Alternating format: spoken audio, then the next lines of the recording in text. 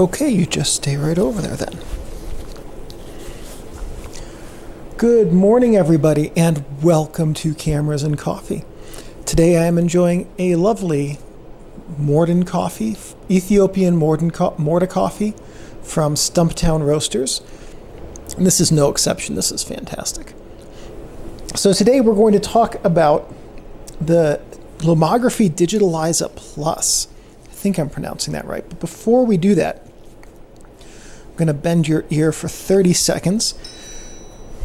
Tomorrow, I'm going to announce the 2022 David Hancock Channel Photo Contest.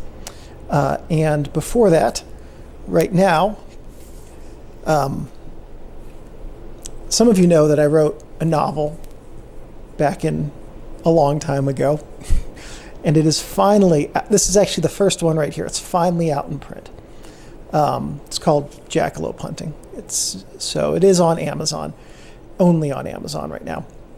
And it's finally in print. This is the first ever printed copy of it. A couple things missing from it. But yeah, so it's been a long time waiting to see this happen. I am really, really pleased with how the printed version turned out. Yes, looks really good. Right, Steinbeck? Okay. So, the Lomography. Hi, Steinbeck, what? If you're going to be obnoxious, at least be obnoxious on camera where all of your fans can see you. Don't bump the mic, silly pup. All right. I did not know what I was getting in for when I was signing up. I did not know what I was signing up. Steinbeck, quit it. That's the mic. All right. So the DigitaLIZA. I am lucky enough to be on Lomography's press distribution list. I need to see if there are distro lists for everyone else. But anyway, DigitaLIZA is this device that came out some time ago, I believe. The DigitaLIZA Plus and then the DigitaLIZA Max are the ones that are out right now. So the Plus, they're listing at $75.99 for the Max. Basically, if you've seen any of my All About Film videos or any of my camera reviews or anything like that, with the exception of color negative film, all of the slide and black and white film I digitize with my DSLR. With this set that I've cobbled together over the years of different and larger masks and things like that, that would definitely seem like they'd be cheaper than just buying something someone else made, but definitely don't work nearly as well. But what Lomography made was they made a system that will take 35 millimeter, 127 and 120. I don't know if it takes 110 or not. I'm kind of surprised. I would be very surprised if it doesn't, but I don't see a 110 mask anywhere listed.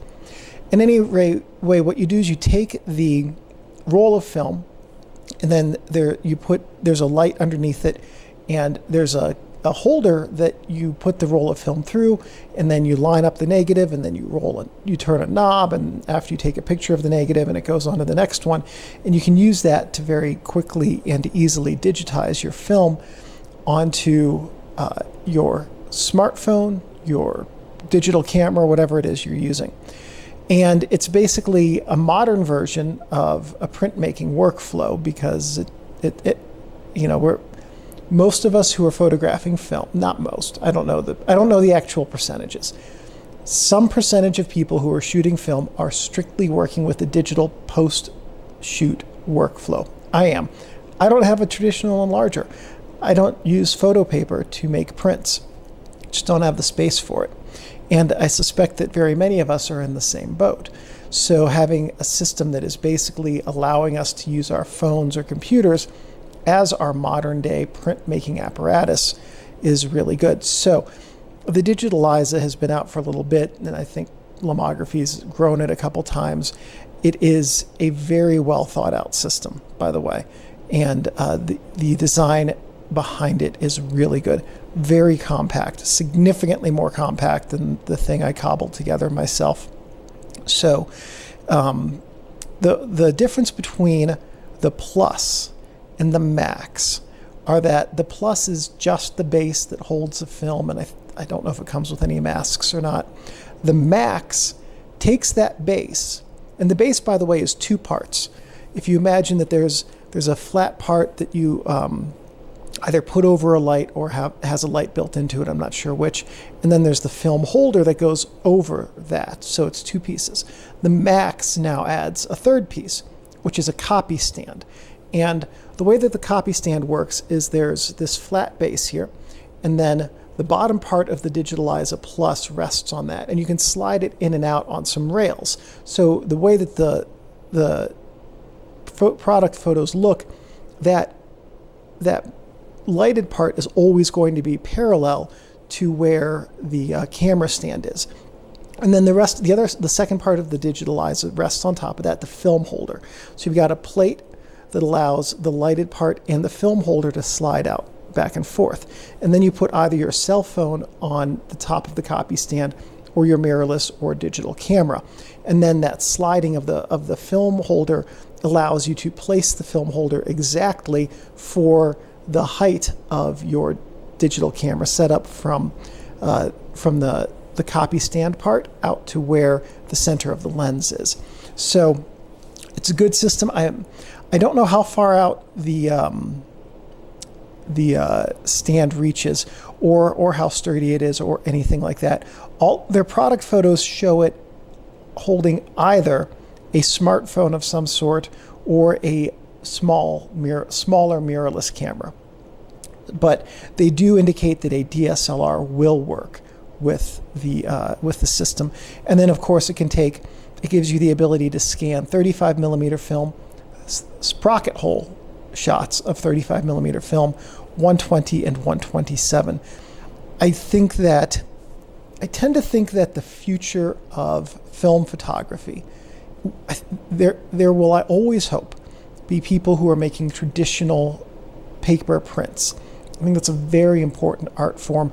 It's a very good way of making high fidelity prints from your negative that will turn out well and show what the film can do. But realistically, for the vast majority of film photographers, a digital workflow is the likely way forward. So being able to shoot the three common film formats in one scanner that is really fairly affordable, I think is a really nice tool. So all that said, full disclosure, have not used one of these yet. I would like to someday just to see how they work. But I am glad to see that Lomography is continuing to make gear that facilitates analog photographers in their work to explore film photography as a medium, but also to make it easier to shoot film by bringing it in to a digital workflow. So that's what I got for you today. I think that's a neat thing, and I will see you guys tomorrow, and we'll talk about the 2022 David Hancock Channel Photo Contest, which will be open for entries in December. See you then.